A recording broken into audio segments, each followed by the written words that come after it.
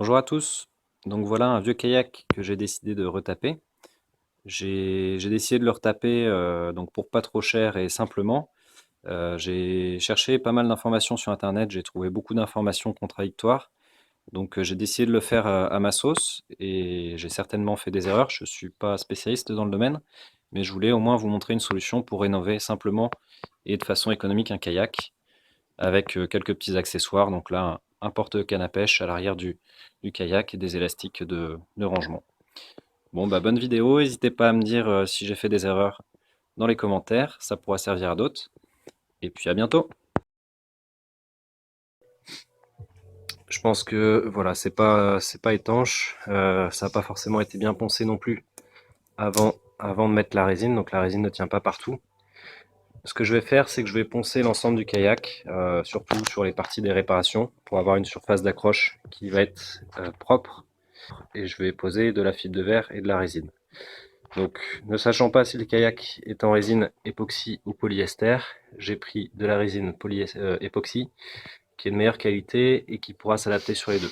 Sachant que c'est de la résine qui est plus chère aussi. Donc voilà, j'en ai pour 40 € de résine et de fibre de verre. Alors, pour le ponçage, vous pouvez utiliser des cannes à poncer voilà, classiques. Ou alors ce petit outil là que j'ai trouvé qui est génial. Donc ça se met sur une visseuse ou sur une perceuse.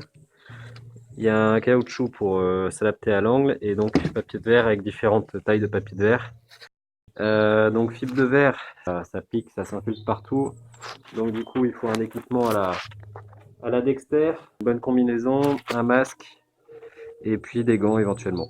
Faire attention dès que vous arrivez à la peinture là comme ici, de ne pas aller trop loin parce que vous risquez de percer la coque. Donc vous arrêtez dès que vous voyez que la peinture s'en va. Bon alors ça y est, le kayak est poncé, a été poncé intégralement, donc les réparations puis la coque et le pont. Je l'ai dépoussiéré avec une balayette, dégraissé avec de l'acétone et un chiffon. Et donc la conclusion c'est que les réparations tiennent plutôt bien dans l'ensemble, protègent bien le kayak, donc on va les garder. Par contre, il y a plusieurs endroits où il y a voilà, d'autres réparations à faire. Donc ce que je vais faire, c'est que je vais mettre une bande de fibre de verre tout le long au niveau du joint pour protéger donc ici toutes les réparations qui vont avoir à être faites et les trous de vis. Donc voilà. Donc j'ai ici donc de la fibre de verre, 160 grammes par mètre carré. On a 1 mètre carré, donc il va falloir que je découpe en bandes de 14 cm pour pouvoir faire tout le tour de la coque. Donc là, la résine époxy que j'ai acheté en magasin d'équipement nautisme. Donc voilà. Donc je vais couper déjà ces bandes de 14 cm. Et puis après, je vais me préparer la résine. Donc pour couper les bandes, il y a plusieurs solutions, soit les ciseaux, soit le cutter. Donc là, moi j'ai choisi le cutter, c'est ce qui avait l'air d'être le plus propre. C'est très difficile parce que ça s'effiloche dès qu'on embête un peu la fibre. Donc j'ai calé dessus une planche, j'appuie très fort avec le cutter, donc c'est une lame neuve forcément.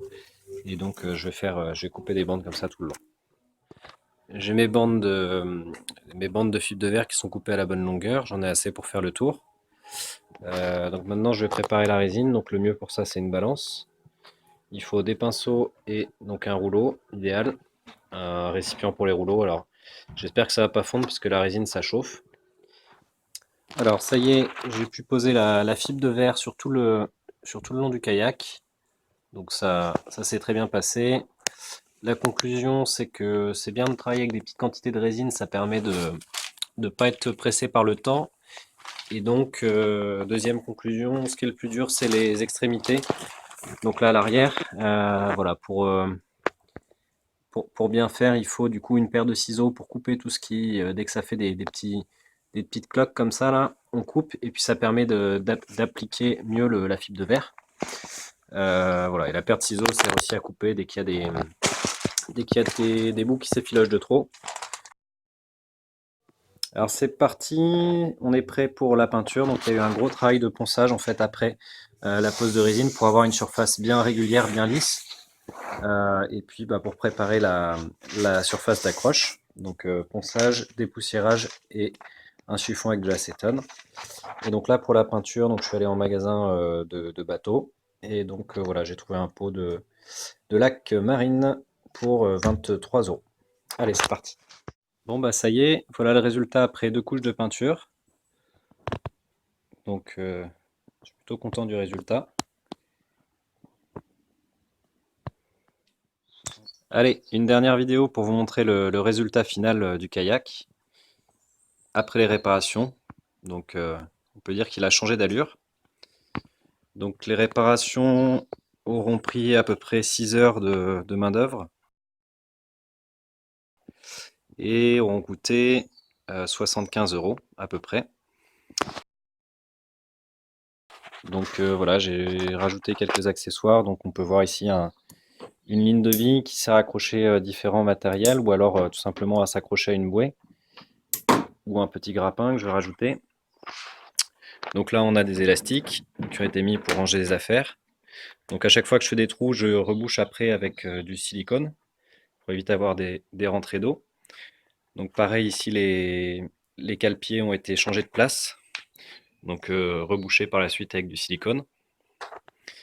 Et enfin on va pouvoir voir à l'arrière un élastique pour mettre une boîte à leurre et un porte-canne à pêche. Alors le porte-canne à pêche, il y a une petite astuce, il y a à l'intérieur une sécurité. On va pouvoir mettre la canne dessus, donc c'est un nœud coulant tout simplement. Hop, on le passe autour, on serre, voilà, on va pouvoir le ranger dans le porte-canne à pêche. Et enfin, ici la boîte à leurre, donc on va venir mettre dans l'élastique, voilà, hop, et qu'on va pouvoir sécuriser ici avec un mousqueton. Donc comme ça, si le kayak se retourne, normalement on perd rien. Voilà. Une dernière petite chose là sur le porte-canne à pêche, donc c'est tout simple, hein, il faut percer le trou ici avec une scie cloche. Donc une scie cloche, ça ressemble à ça. Voilà, donc au bon diamètre. Donc là j'ai percé à 45 de diamètre. J'ai mis un tube PVC de diamètre 40 que j'ai coupé à la bonne longueur. Et très important, le coller avec une colle souple. Je vais vous montrer. J'ai trouvé une colle qui s'appelle Fix All en anglais. Et donc très important donc, de le coller ici pour faire un joint.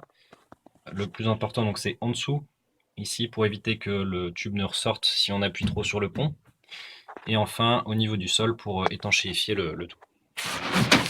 Alors la colle, voilà ce que c'est. Ça s'utilise au pistolet et je dois dire que c'est assez efficace. Bon, bah voilà l'aspect fini. Donc n'hésitez pas à mettre des commentaires sur les solutions que vous avez pour réparer vos kayaks et voilà, à partager la vidéo si ça vous a plu. À bientôt!